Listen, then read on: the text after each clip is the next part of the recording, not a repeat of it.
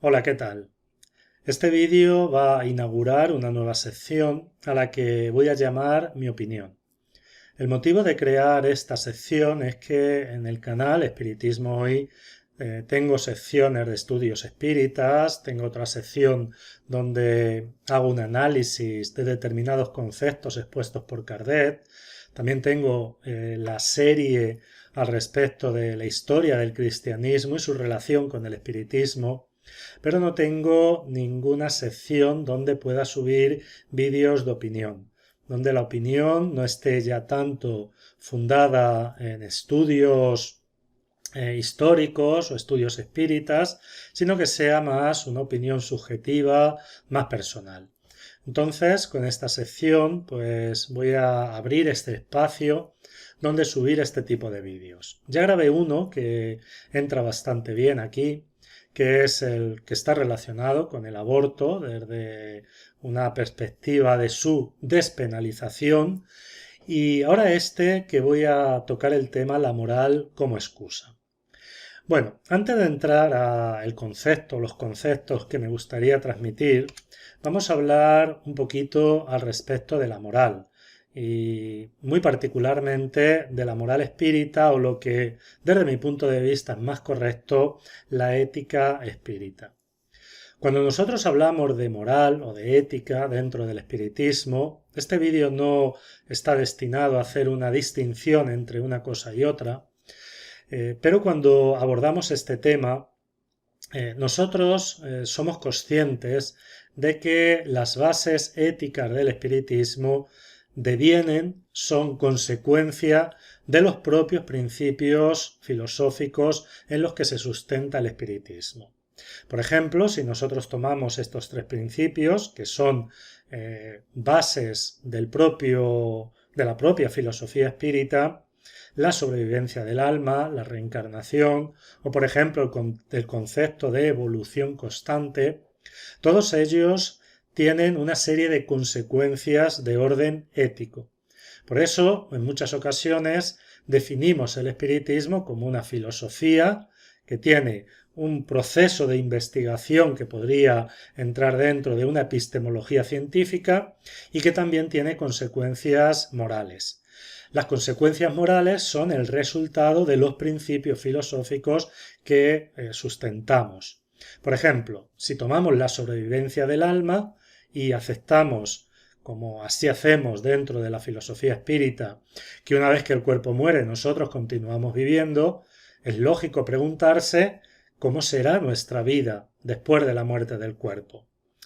Y partiendo de la investigación que ha habido en el espiritismo, de la experiencia que tenemos y lógicamente también de una conclusión y una consecuencia lógica de esta investigación y de esta experiencia, llegamos a la conclusión que nuestro estado, una vez que el cuerpo muere, es decir, en el mundo espiritual, tiene una relación con nuestro comportamiento en la vida actual y que aquellas personas que tienen un comportamiento ético, que tienen sentimientos de solidaridad, de fraternidad, de igualdad, de justicia, de respeto por los demás, son personas que cuando llegan al mundo espiritual se encuentran bien, se encuentran tranquilas, se encuentran en un estado de paz y por lo tanto tienen un estado de bienestar.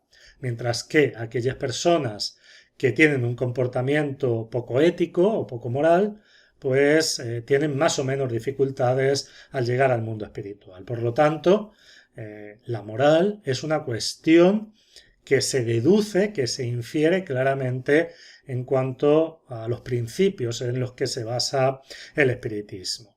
Lo mismo podríamos hablar al respecto de la reencarnación o del proceso de evolución en el cual todos los seres humanos estamos inmersos y que nos lleva a ir creciendo en múltiples aspectos como el aspecto intelectual, el aspecto artístico, el aspecto moral, etc. Por lo tanto, el concepto de moral o de ética en el espiritismo es un concepto totalmente claro, es un concepto totalmente vigente y por supuesto es un concepto originario de los propios principios espíritas en los que nos sustentamos. Esto es un poco lo que vengo a decir, ¿no? La moral como consecuencia de estos principios. Y para profundizar y comprender mejor una visión espírita al respecto de la ética y también al respecto del concepto moral, hay que distinguir entre dos tipos de moral, una moral heterónoma y una autónoma. La moral heterónoma es una moral impuesta y es una moral que tiene a otro como referencia. En definitiva, la moral heterónoma es una moral que se encuentra mucho en las religiones. Los procesos religiosos generalmente tienen sus dogmas y esos dogmas establecen una serie de pautas y de comportamientos ético-morales que no pueden ni deben cuestionarse. Mientras que la moral autónoma es aquella que el ser elige de forma libre, que no está regida por otros y que es resultado de una reflexión y de una maduración en cuanto a las ideas. Por lo tanto, la moral autónoma permite la duda, no se fundamenta en dogmas y tiene como base el sentimiento de solidaridad universal. Por ejemplo, si yo digo o me refiero a la caridad y le pongo el adjetivo de cristiana, digo la caridad cristiana, estoy haciendo referencia a una moral heterónoma, porque estoy reduciendo el concepto de caridad a una cosmovisión y a un pensamiento religioso. Sin embargo, si hablo de una solidaridad universal, aquí no estoy haciendo restricciones. La solidaridad no depende de una cultura, de una religión, de un determinado momento histórico, sino que está presente y debe estar presente en todos los pueblos y en todas las épocas. Por lo tanto, el espiritismo hace una apuesta por una moral autónoma. Una moral que no esté basado en decir yo me comporto bien porque Jesús me dijo que me tenía que comportar bien, sino en una moral en la que nosotros entendemos que debemos comportarnos bien porque es lo mejor para nosotros. Y en base al principio de solidaridad, al igual que es mejor para nosotros, es mejor para el resto. Entonces, la moral autónoma no tiene como precepto la obligatoriedad de cumplirla porque alguien me dijo que la cumpliera, sino la responsabilidad de cumplirla en base a mi propia racionalidad. Y creo que la mayoría de los espíritas sensatos estaríamos de acuerdo que el espiritismo tiene una propuesta de moral autónoma. No es una moral dogmática, sino que es una moral en la que se infiere o la que se infiere por los principios y los propios postulados espíritas. Dicho esto, es bastante común encontrar dentro del movimiento espírita algunas afirmaciones que atentan en cuanto a esta definición de moral autónoma.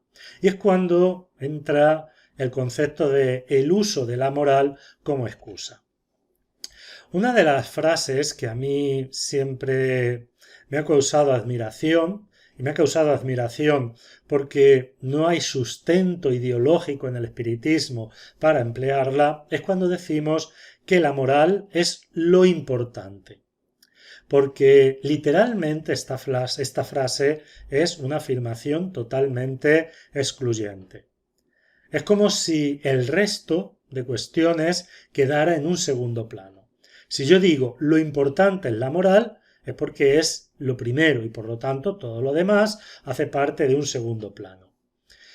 Y habría que preguntarnos, ¿solo la moral es importante? ¿No hay otras cosas importantes en el espiritismo que pueden estar a la misma altura de la moral? Si nosotros nos afirmamos en que la base de la moral espírita es una base autónoma, no tendríamos razón para afirmar esta frase. Porque si es una moral autónoma, hay que preguntarnos en qué se fundamenta esa moral. Si no, no tendríamos moral autónoma. Y nosotros, por los argumentos que hemos visto anteriormente, ya sabemos que la moral en el espiritismo y la ética en el espiritismo es consecuencia de los principios, de los postulados del espiritismo. Por lo tanto, tenemos a la par la comprensión de estos postulados para llegar a las bases éticas que deben guiar nuestras vidas bajo la orientación del espiritismo. Por lo tanto, no podemos afirmar que la moral es lo importante. La moral es una de las muchas cosas importantes que plantea el espiritismo. También es fundamental el conocimiento, porque el conocimiento nos da comprensión y solo comprendiendo es que realmente podemos llevar un comportamiento ético a la práctica. Si yo no sé por qué tengo que comportarme de una forma, es muy difícil que yo me comporte de esa forma. Si yo no encuentro justificación para un comportamiento y una justificación racional, es prácticamente imposible que yo lleve a cabo ese comportamiento. Por lo tanto, poner esto es más importante, esto menos, es un sinsentido dentro de la dialéctica del espiritismo.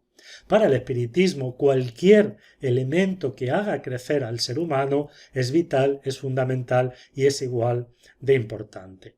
Y esto no desmerece el comportamiento ético, porque muchas veces tenemos una postura absurda, ingenua, ridícula, en que si crece nuestra racionalidad, desciende nuestra moralidad. Y si crece nuestra moralidad, desciende nuestra racionalidad. Y es todo lo contrario. A más capacidad de comprensión, a más capacidad de entender racionalmente algo, más posibilidades tenemos de tener un comportamiento de acuerdo con esa comprensión. Por lo tanto, cuanto mejor comprendamos los procesos vitales, tanto a nivel material como a nivel espiritual, más capacitados estaremos para tener un comportamiento ético-moral. Por lo tanto, repitiendo, esta frase es excluyente y no define el pensamiento espírita. Otra cuestión es la relacionada con la caridad. Yo he escuchado a compañeros espíritas decir que si fulanito practica la caridad, lo demás no es tan importante. Y aquí hay que hacernos una pregunta que desde mi punto de vista es muy importante, muy interesante. Es preguntarnos si realmente la caridad lo justifica todo. Si realmente que una persona tenga un comportamiento caritativo delante de una circunstancia le da derecho y lo legitima para cometer atropellos en contra de la estructura ideológica, racional y filosófica del espiritismo. Y desde mi punto de vista, de ninguna forma. Que una persona tenga un comportamiento correcto en un área no le justifica para tener comportamientos incorrectos en otras. Por lo tanto, la caridad no lo justifica todo. Es necesario, sí, tener un comportamiento ético, pero también tener un comportamiento de sensatez delante de los principios de la filosofía espírita. Además, en este aspecto estamos ignorando que la propuesta espírita al respecto de la caridad se centra en la caridad material, pero también en el concepto de caridad moral. Y el concepto de caridad moral no es sólo el perdón de las ofensas, el poner la otra mejilla, el callar para que otro hable, como muchas veces se dice en ciertos sectores del movimiento espírita. La caridad moral está vinculada también a la educación. La caridad moral está vinculada también a la verdad. En definitiva, esa caridad moral está vinculada a la dignificación del ser humano. Porque sólo por intermedio de la educación, sólo por intermedio de la adquisición de elementos culturales e intelectuales que le permitan a una persona valerse por sí misma, es que esa persona va a tener dignidad. Por lo tanto, cuando nosotros hablamos de caridad en el contexto espírita, no podemos separar la caridad del aspecto moral y por lo tanto no podemos separar la caridad del concepto de verdad, del concepto de conocimiento, del concepto de transmitir una realidad objetiva. Porque, repito, solo desde ahí es que podemos tener personas dignas que sean autosuficientes y que tengan las riendas de su propia vida. Por lo tanto, cuando una persona hace caridad y comete atropellos en contra de la propia filosofía espírita, está ignorando las bases del propio espiritismo.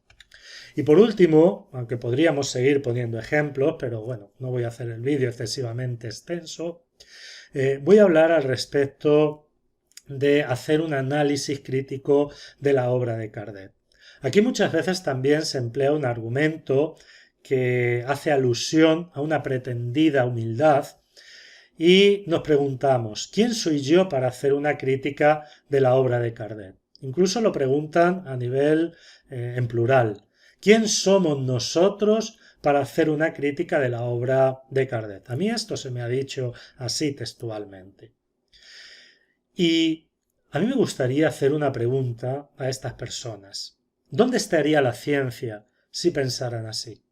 Imagínense ustedes a los físicos de finales del siglo XIX, de los primeros años del siglo XX, si hubiesen dicho, ¿quién somos nosotros para poner en duda la mecánica newtoniana? ¿Quién somos nosotros para poner en duda las leyes de Newton y para replantear nuevas posibilidades? Aún así, si hubiese actuado así, la física estaría ahora en pañales, estaría ahora sin los grandes descubrimientos que hubo en esa época gloriosa para la física. Cuando tenemos este pensamiento, estamos justificándolo en nombre de una falsa humildad y estamos, sin querer o queriendo, radicalizando nuestras ideas. Porque todo aquello que no se somete a crítica, todo aquello que no se somete a juicio, todo aquello que no se analiza desde un punto de vista racional, termina por dogmatizarse.